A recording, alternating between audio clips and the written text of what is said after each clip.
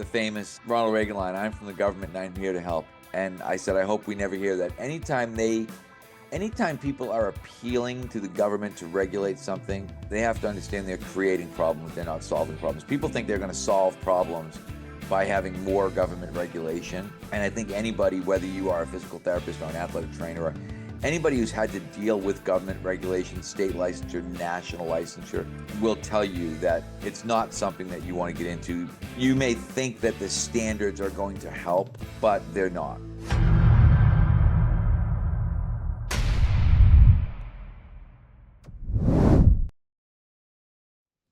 Hey, everybody. Welcome to the Strength Coach Podcast. This is episode 419. We talk to top coaches about relevant topics in the fitness industry to help you become a better trainer, strength coach, therapist, or business owner. We're brought to you by Perform Better, the experts in functional training and rehabilitation. Guys, there is so much education happening at the Perform Better Functional Training Institute in Rhode Island. They got a little gym set up in there. They have a lecture area, so you can do both. They have a speaker workshop coming up, a movement workshop, and a business workshop. You can check it all out at performbetter.com. It all takes place in Rhode Island at the Perform Better Functional Training Institute. Also, don't forget, they have when you're looking for equipment, they have a catalog online. So if you don't get the catalog in the mail right now, it's just like the real catalog that you would have in your hand. You can scroll through it. So it's pretty cool. Also, there is always something on sale at Perform Better. So make sure you check out the sale button at the top, all at performbetter.com. All right, today we got on Coach Boyle. We spoke about a forum topic from strengthcoach.com, manual assessments. Are they necessary?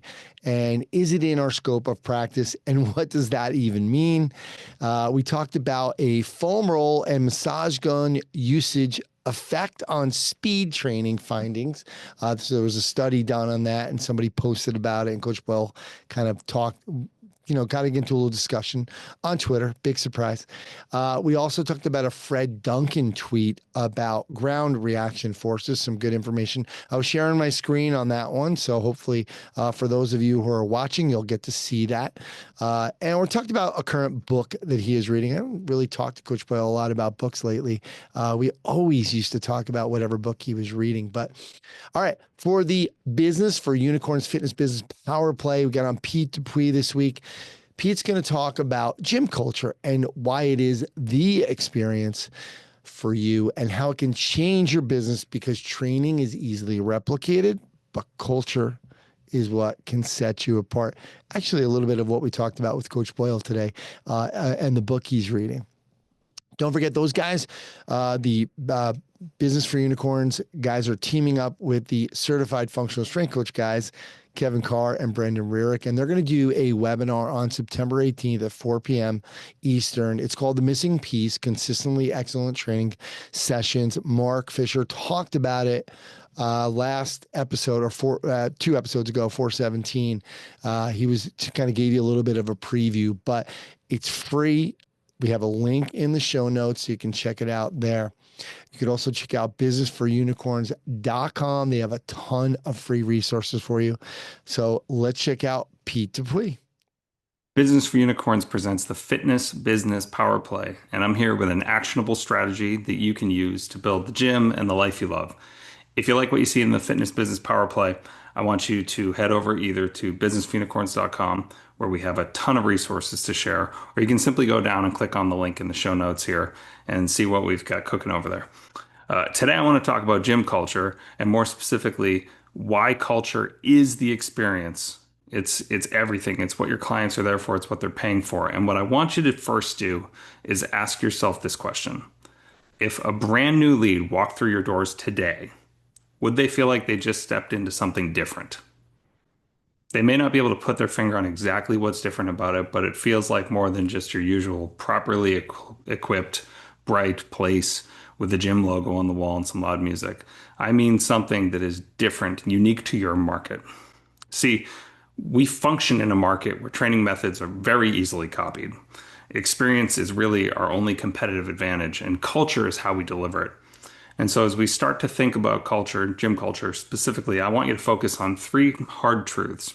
First of all, culture creates stickiness. Now, the best way to look at this is to remember that people cancel services, but nobody cancels relationships. So the culture that you have in your gym is helping you to build relationships that keep people around, because clients who feel like they're part of something, that they're connected, those are clients who renew, those are clients who refer, and those are clients who stay for a long time. Second hard truth, having good gym culture makes team management a lot easier. We need to give our team a lens for proper behavior, especially for that behavior when we're not watching. And this is done by reinforcing consistently what good looks like. Third hard truth, culture is your one and only differentiator in a sea of sameness, because we just can't outcoach or out discount our competition forever and ever. What we can do is outcare them, and culture is how we do it. So let's talk about 3 quick steps that we can do for this.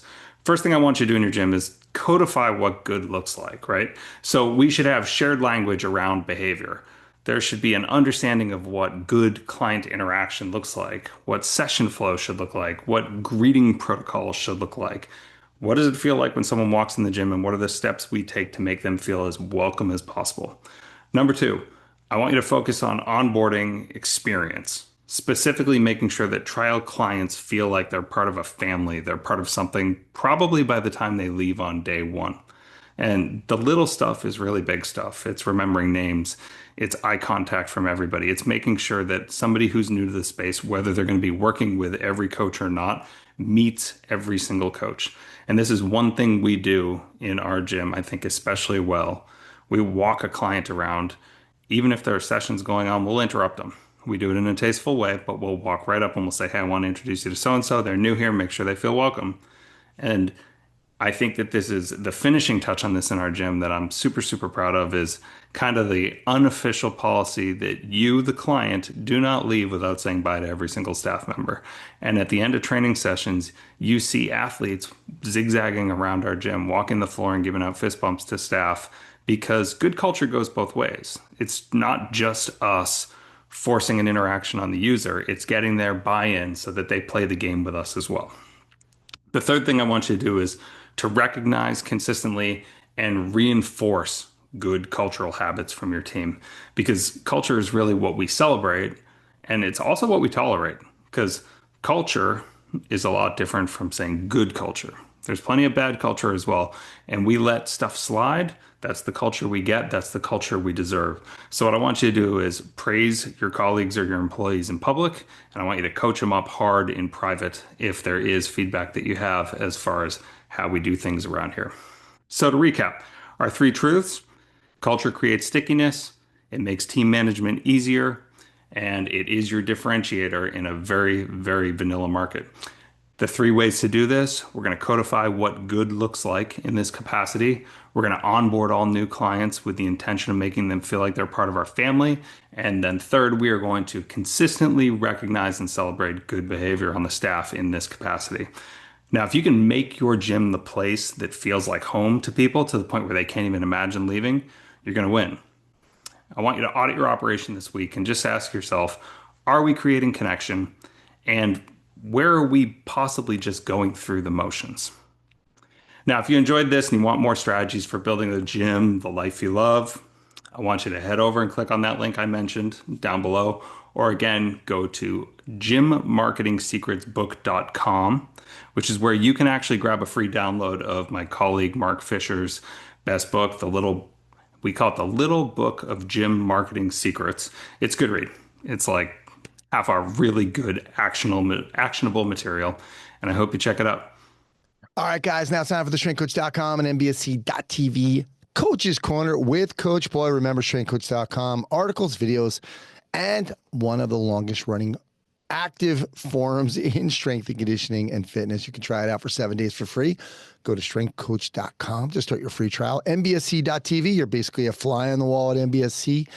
Staff meetings, which just started again, or they're starting again. Programs, seminars, in-services from top coaches. You can try that out for 7 days for free at NBSC.TV. Coach, how you doing? I am doing great. How are you? It's good to see you. You were back on the forum today, actually, I think. Yeah. the forum noticed that you had not been present in a while. You've become a lurker, so you're on there, but you're not posting. I do. I get it. Obviously, there's always stuff on there for me to talk to you about. So one topic today, actually, but I saw something about Instagram, and the kid had asked about whether or not he should have two accounts, one for his adults, one for his kids. And I had actually asked that to Ryan McGinn, or he had addressed that. Ryan has worked with Jordan Peterson and Grant Cardone. He works with Allie Gilbert and kind of got her viral. He was saying no, basically just put it all out on one thing. It's okay. Those people are still going to, you do the same thing. You have like you're not, this is not saying in a bad way. You're all over the map. Like you're posting lacrosse stuff from the kids that have trained with you, Marky stuff, family stuff, I was posting music last night. It's like, yeah.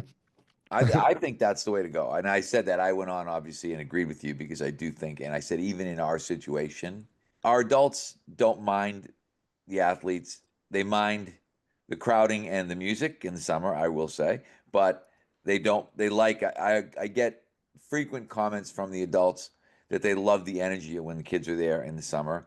And I don't think our athletes even think about the fact that there are adults in there and perceive that to be negative. So I think it would be different, and we've talked about this, if you had little kids that you were mixing with adults. I think that would be a different story. But I think the fact that you're mixing even uh, with us, it's mostly college and high school athletes that end up getting mixed in with our adults because it's in the earlier time periods. Even our middle school kids are later in the day and probably have zero overlap with our adult clients. So yeah, I think it is one, and it's funny. We get a lot of overthinking on the forum. And I think that's one of Sure. the great things about the forum is that it helps people to sort through when they are overthinking or overanalyzing or sometimes looking at the programs. I'm amazed at the detail in which some people look at the program. Sometimes they say things to me, and I think I didn't even think about that. Yeah. Well, everybody's got a different situation too, right? You talk about logistics a lot. So it depends. Also, everyone's not working maybe with groups. I'll give you an example. Let's start out with that topic. Is it necessary for a coach to manually assess? And I think, this isn't just, hey, Mike, are you doing the FMS or what are you doing to assess? But he was asking about actually putting your hands on somebody and manually assessing them. And the reason why I wanted to bring it up was because I thought it was interesting. Brett Jones had posted some of Pennsylvania's rules where you technically can't even stretch somebody. Right? I know. I was shocked. I was shocked at that. Yeah. And then I don't know if you saw Meg Pomerantz posted in Canada. Canada basically that you can specifically do that, but that technically you're not supposed to work with anybody with medical conditions. So I just posted right before we got on today the famous Ronald Reagan line, "I'm from the government and I'm here to help." And I said, I hope we never hear that. Anytime people are appealing to the government to regulate something, they have to understand they're creating problems. They're not solving problems. People think they're going to solve problems by having more government regulation. And I think anybody, whether you are a physical therapist or an athletic trainer, or anybody who's had to deal with government regulation, state licensure, national licensure, will tell you that it's not something that you want to get into. You may think that the standards are going to help, but they're not, because the standards are still going to be arbitrarily applied by somebody's brother who gets stuck running the personal training institute because his brother got elected governor or representative or whatever it is, and suddenly someone who has no idea what we do is going to start telling us how to do it, and that's never useful. No. And it's interesting because I think it was yours that when you posted Massachusetts, it was okay, depends on the level of certification with the trainer, right? Oh, So that was the Canadian one. that was the Ours, Canadian. Okay. ours, there is no. That's why I always used to say I think scope of practice is fictional, and then Brett posted the actual Pennsylvania. And I was like, wow, they actually have, because people always say, I used to have people all the time at personal training talking about scope of practice. And I would look at them and be, what are you talking about? There's no such thing as scope of practice. But then you realize, wow, in some states there actually is. And that you can't, because my feeling was that there are just very large gray areas in terms of you can't do massage. I can't start massaging people. That's not legal. I can't attempt to reposition your joint. I can't mobilize your hip or mobilize your shoulder, but I can manually stretch you. And you realize that that's true in Massachusetts, but that's not true in Pennsylvania. So you start getting into, and I think, and this leads to the larger question, I think doing table assessment stuff is great for coaches and personal trainers to do because you start to get familiar with what's normal and what's not normal. And a lot of times in physical therapy, they talk about the idea of end feel. What's the end feel? What do you feel when you get to that barrier at the end of that range of motion? And what does the person feel? Is it a bony end feel? Ooh, that pinches. Or is it what you really want? Say, if I'm looking at your hip internal or external rotation, you should be feeling a stretch. But if you're not, that tells me something. If I'm looking at hip rotation and you're there thinking, ooh, that hurts, that tells me that we've got a joint problem. If I'm stretching your hip or I'm looking at the range of motion of your hip and you think, oh, that's tight, but I feel it in my hip rotators, I feel it kind of where I'm supposed to feel it, then that's quote unquote normal. And I think being able to do that and distinguish the difference is a good thing. It's when you get into the habit of thinking, oh, I'm going to try to change that manually, then yes, you've crossed over the line. But if you think I'm going to try to change that, we do things all the time trying to mobilize people's hip capsules, trying to get some posterior hip capsule mobility so somebody's hip sits better, deeper in the socket. And some people might look and say that's the realm of physical therapy. Well, it's not. If I put you on a flex cushion and teach you how to stretch, you're mobbing your own hip, right? Okay, what's the big deal? And then we get into the what is stretching, right? What is being manipulated? Are we going after the joint? Are we actually just changing fascia? Are we actually stretching muscles? There's a whole myriad of Yeah. things here to think about that the the person who's probably going to be put in charge of personal training in your state will have no idea about any of those things. And I think the big thing is if you're not a licensed massage therapist, don't do massage. If you're not a licensed physical therapist, don't do joint mobilizations. But beyond that, I think most everything else kind of falls in the fair game category. Like I would love to see what these stretch labs and recovery labs are springing up all over the place, and I wonder Yeah.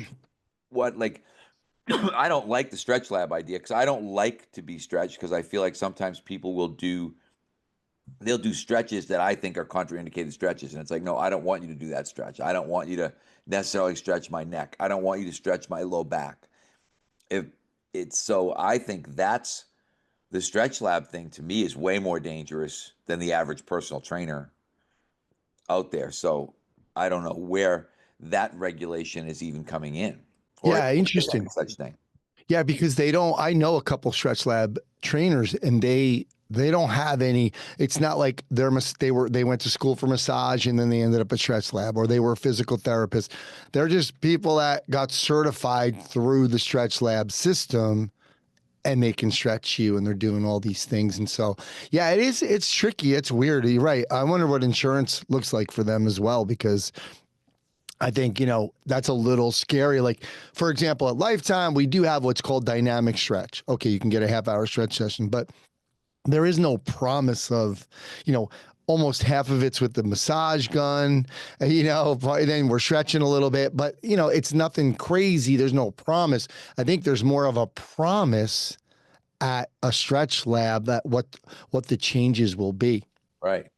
Yeah, and So I don't, like I said, interesting. I've never gone through it, but I that scares me more than any personal trainer might scare you. Yeah. Again, I don't think you stretching, it would be pretty rare that you stretching yourself could cause a problem, Yeah. but I could show you a bunch of stretches that I think if I did them to you, I could cause a problem. Yeah, yeah, true. Um, Mike, let's segue that. Actually, there was a thread you got involved in on Twitter. I got involved in a Twitter thread. Imagine that. A little bit of a heat. It wasn't no heat, no heat. You held back. Foam roll and massage gun findings. The title, I mean, leave the massage gun at the sex club, not in your warm up. First of all, really, he's talking to athletes here. So let's start out with that. New research shows foam rolling and massage guns are equal worse jumps and slower sprints. This reminds me of the dynamic stretch argument a couple years, 10 years, 15 years back, right? Where I think you were trying to say, okay, what did they lose an inch? I mean, and are you going to say, hey, we're foam rolling first, then we static stretch, then we dynamic stretch? So you said it was okay to dynamic stretch. So I'm dynamic stretching. Great. Here we go. I'm fine. Talk to us about this. Well, yeah, that's exactly it, because this is it. Again, this is just another attempt by the anti-foam rolling people to eke out a victory. So what I did is I went on and I said, okay, I got to read the study again just to make sure, so I don't go spouting off and people say, oh, you didn't read the study, because I get mad about other people doing that. I read the study. 14 subjects. Right Okay. off the bat, not great. Two, the speed was not compromised in either condition, whether it was massage gun or foam rolling. And three, foam rolling did lead to statistically significant reduction in vertical jump. And that's where the research people get you.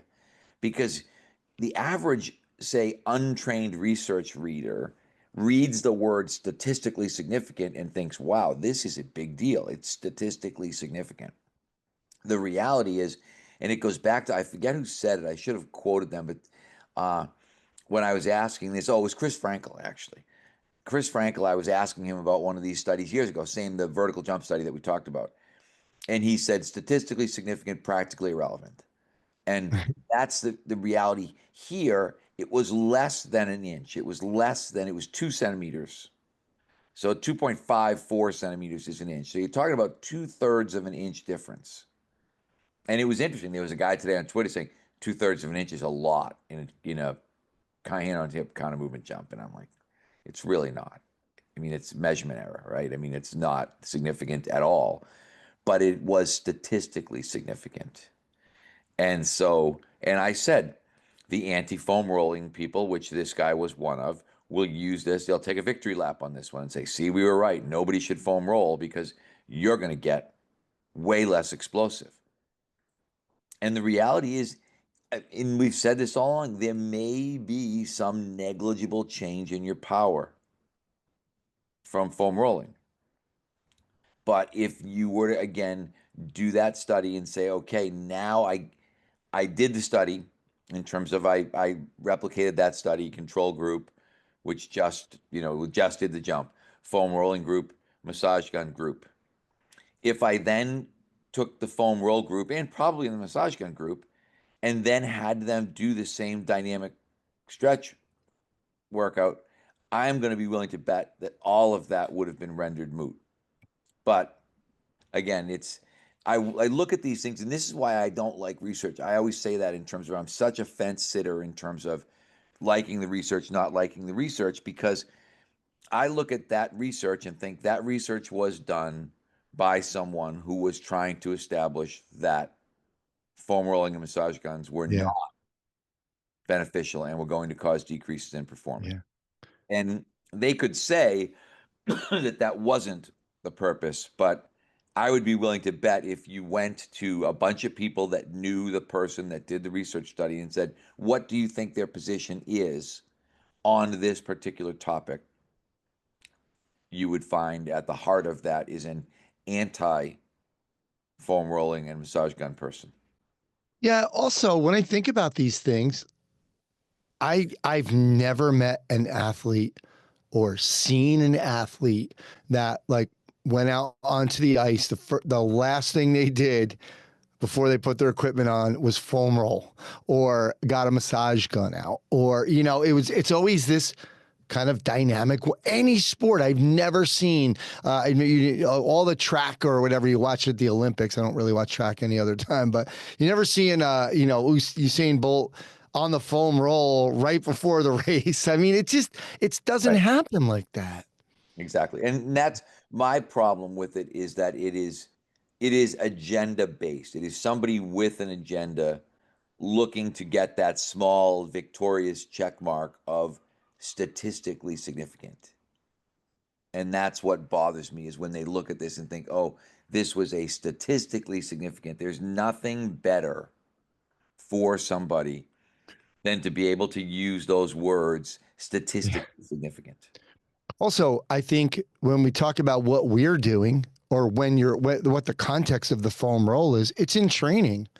Nobody's going and are there some people that might foam roll a couple hours before, guys that get to the rink or guys get to the stadium early, do some stuff. Yeah, probably. But when we talk about training, it's those days when you're not competing. So I just think it's kind of funny how they put that twist on it. Yes, no question. It's Coach, I'm actually for the people that are watching, I am sharing the screen right now. Coach, can you see that? yes. Okay. So it's from the Fred Duncan tweet, ground reaction forces in jumping. There was Wallace et al.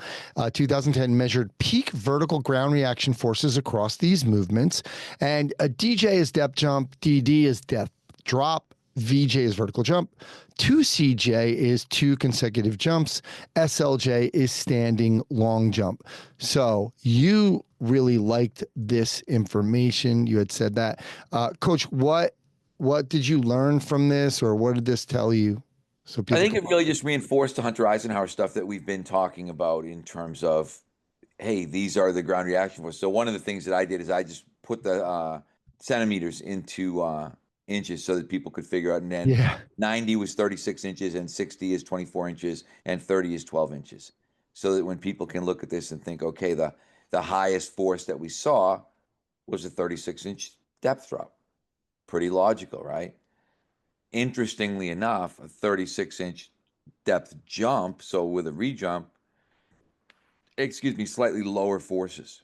Yeah. And then you go down 24-inch depth drop, 4.3 times body weight.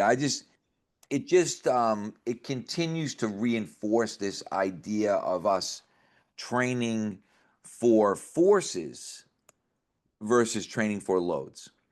Because if we think about that 36-inch depth drop is giving us a load of 5.39 times body weight. Nobody can squat that, right? I mean, there's no one. Mm-hmm. I think I'd have to look at the world record, but I don't. I'm pretty safe in assuming that the world record probably gets into maybe 4 times body weight. But Mm-hmm. and that's, you're talking about the best powerlifters in the world. So, Yeah. but you can step off a box and produce that force with Yep. no relative spinal loading, right? So I guess that was my point, is just, you want people to continue to look at I guess progress, and to really, one of the things that I tried to get into in my new rewrite of functional training for sports is talking a little bit about this in terms of ground reaction force. You have a situation, and it goes back, I was listening to Ken's shocks versus springs thing too, right? You go back to this idea of ground reaction force is your friend and your enemy. Because ground reaction force is what allows us to jump. Ground reaction force is what causes us to get hurt. So we have to be, and that's why you get into, I was listening to Ken's thing, and I thought about sort of our plyo progression, which we always talk about isn't really a plyo progression, but it is literally a shock to spring progression, in terms of, initially we're sticking everything, we're developing our shocks, then we're doing our little mini bounce. So we're introducing, kind of priming our springs, right? And then at the end, we're working on springs. And you start realizing that, I was talking to one of our coaches, to Alex Hughes, yesterday, and I said something that I hadn't really thought about, but I said, when you think about how we talk about training being a recipe, well, if we take the recipe thing one step further, it shows that a lot of these ideas are baked into the process, literally.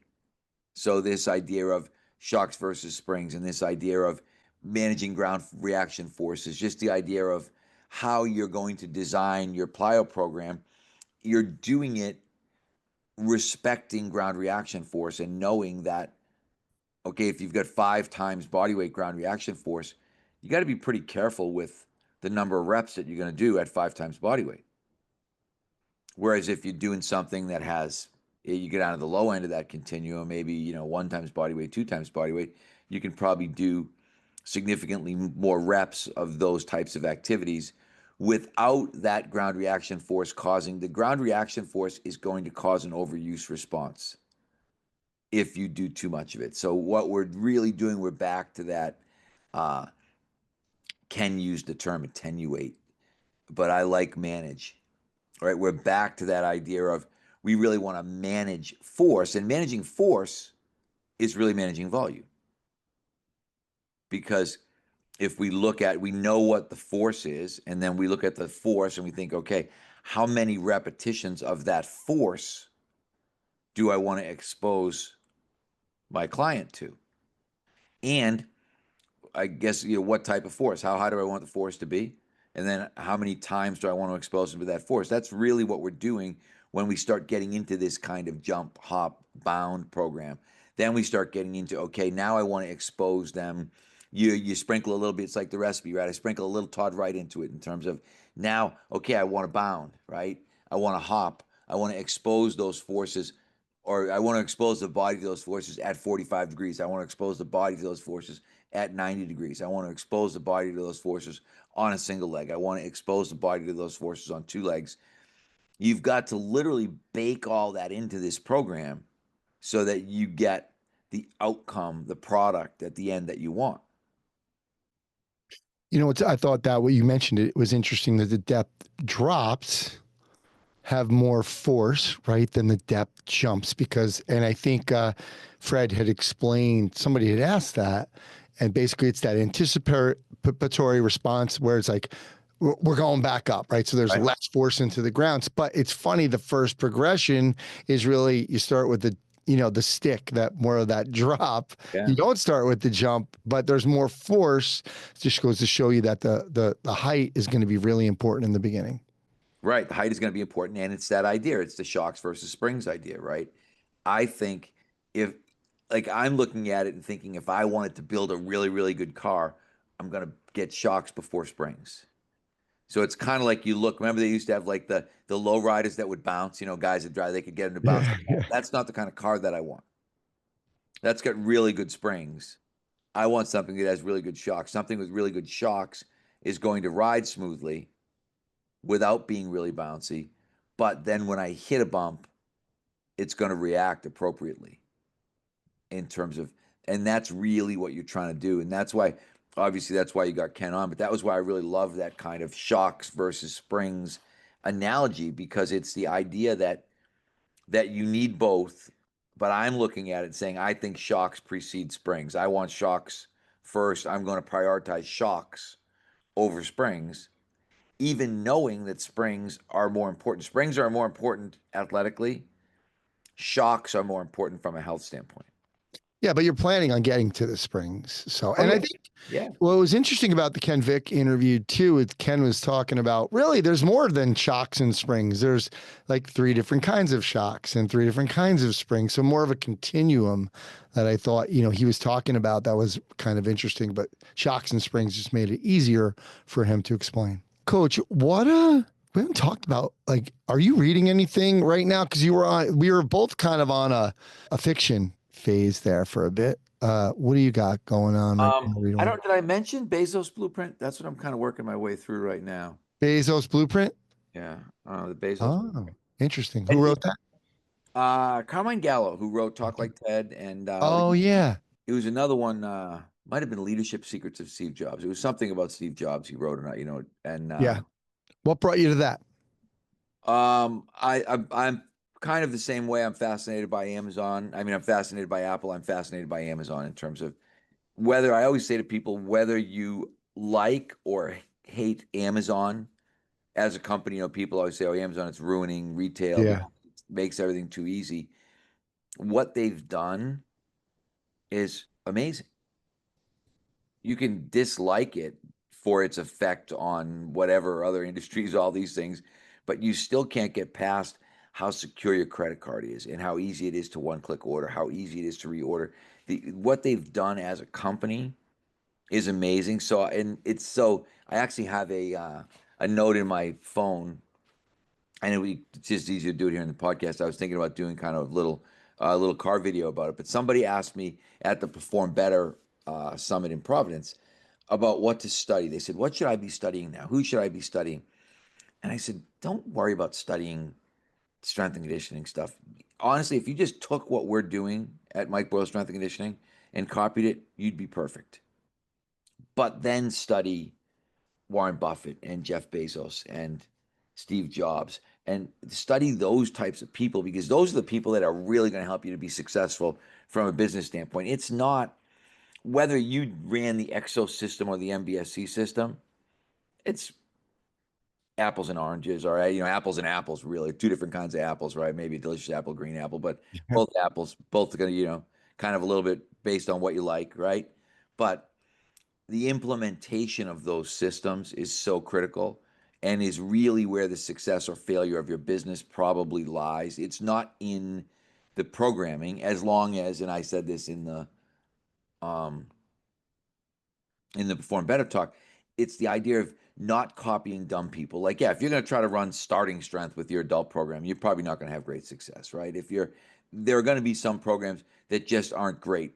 That's CrossFit, whatever it is, even High Rocks. Yeah, you go ahead, go run a High Rocks based program. That's great if you want to have all your clients be between the ages of 21 and 29.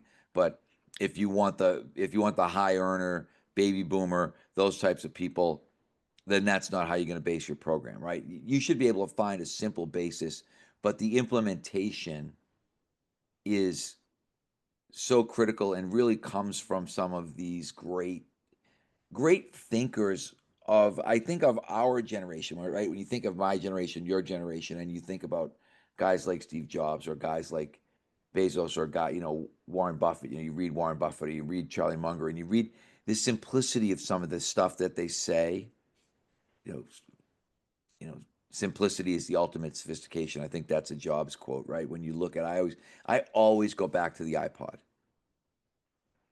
always. And when I'm trying to explain to people, every time a tech person comes to see me, whatever it is, VBT, timing system, whatever it is, I always go back to them and say, go look at the iPod, Yeah.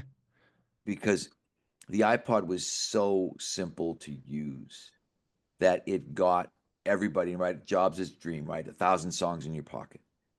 It was that ability, suddenly the ability, you think about the ability to download music. I mean, streaming music, Jobs killed, and this is crazy, but he killed the music industry, right? He killed Yeah. records, he killed CDs, he killed all that stuff, died with sort of the explosion of the iPod. Came streaming in a way that was not streaming. It wasn't kind of Napster and figuring out how to download stuff. It was simple, right? Just think, you go to the app store, there's all this stuff. I mean, there's so many things that they did so well that we need to look at and kind of duplicate and replicate in the fitness industry. And that's where we're really going to be successful long term. Yeah, I think making it simple in terms of what does that experience look like too. If you go back to any of the Apple products, it's going to sound so stupid, but uh, they they were already charged, right? Remember how when we were younger and everything you got was like, oh yeah, well when you get this, you got to charge it. Charge it for 24 hours, right? Charge Yeah. it for 24 hours. So you got something and you can't use it for 24 hours. And then, Oh, and that's what I mean. There's so much yeah. brilliance in the simplicity of what they did. And I still remember my first iPod. It's actually was Cindy's first iPod. I got it for her for Christmas. The one with the wheel. Remember the one that was Yeah, about, yeah. I still about have as mine. big as the phone? Yeah, sure. Yeah. Knowing you, but Um, you're probably still listening to music on it with those headphones that big. But yes. they've come back in style again, which is good. But everybody wears those at the gym now. But I remember thinking, "Oh my God, this is so easy." And I was the literal kid in the candy store with my sitting with my computer, putting all of my CDs into my CD-ROM because that time the computer had a CD drive in it, Yes. downloading all the songs and just realizing Yeah. I'm looking at thinking, I'm like, you mean I can just take Paul Simon's greatest hits and I can just click, click, click, click, click all the ones that I want, and then click another button and they're on that iPod. And then I could take that CD out and I could put another one back in. Click, click, click, click, click. I did every CD I owned. And Yes. I have now, I mean, it's embarrassing. I still have thousands of songs on my phone because people are always looking at me now like, you don't use Apple Music, you don't use a service to listen. I'm like, no, when I want to listen to music, I go to my music on my phone and I go to my playlists and I listen to music that is on my phone. And now you look and think that's old fashioned, Yeah. right? Which think about how crazy that is. That's old fashioned. We went and saw this Stella Cole, who's a wonderful lounge singer. So she was singing like Judy Garland and singing in the rain. Like it was really so cool. It was literally like being in a time tunnel watching this woman sing. Love But it. she had her albums out front, all vinyl that you could buy, and so it's sort of I guess, uh, everything old is new again, right? Well, Mike, I will say I was at a place recently, Jazz Kitchen in Indy, and I wanted to support the band, but they only sold CDs. And if they had vinyl, I would have bought it because vinyl, people did go back and buy record players again. And vinyl has made a little bit of a comeback. So I have my record player, but I don't have, if I had, I could get it out, but I'm not going to. I don't play CDs, so I couldn't support them. And then I have another guy, a guitar teacher that I once used. He just came out with a 6-song album, you can send away for your signed DVD or CD. And I'm like, no, like I might buy it just to support him. But then I went on Spotify because I use Spotify and there's all the songs, right? And, but you want to support him. I might buy it anyway and just put it somewhere. But it's just, you Exactly. know, but yeah, that's Put it interesting. in your 5 disc CD changer somewhere. Yes, yes. My father-in-law's. There might still be one of those. I should call Ken Whittier and see if there's still one in the old BU weight room. Because that was at that time, 2004, when we built that weight room. That was cool. We had a 5 disc CD changer. My father-in-law, he has the 100 one, right? We had one in the bar I worked at too. He has 100 one and he's got all these CDs. And last year he wanted all his Christmas music. I'm like, we can find this on Spotify. You don't have to go crazy looking at CDs. But anyway, yeah. So that is, what was the name of that book again? The Bezos Blueprint. Okay. Carmichael. Yeah, the whole Amazon thing is cool. I had a friend who wrote a book on. He took all of Bezos did. I think Warren Buffett did this every year too with his company. But he wrote like a summary of the year or Well, something. that's what, yeah, the letters. So that's what a lot of this book, because this book is really about writing. Oh, And okay. it's all based on Bezos's letters to the shareholders. That's He, sort of where the kind of central theme of the book is the letters. And Gallo goes into, he actually analyzes, there's some sort of computer program, I forget what it's called, but you can analyze writing based on grade level. And so in Bezos Blueprint, he goes on to talk about the grade level of Bezos's letters got lower and lower as the years went by. And by the end, his letters, I think, were primarily eighth grade level. So meaning an eighth grader could read those letters and understand them. And wow. so he talked about how even in Bezos's writing, he got better at simplifying. Wow. So it's really, Interesting. you'll like it. It's a pretty cool book. Yeah. My friend wrote the Bezos letters, and it was all of those letters based on, but he analyzed and what were the lessons from some of those things. But good stuff. All right, Coach. Thank you for doing this. We will It's a talk. pleasure as always. All right. All right, I'll see you.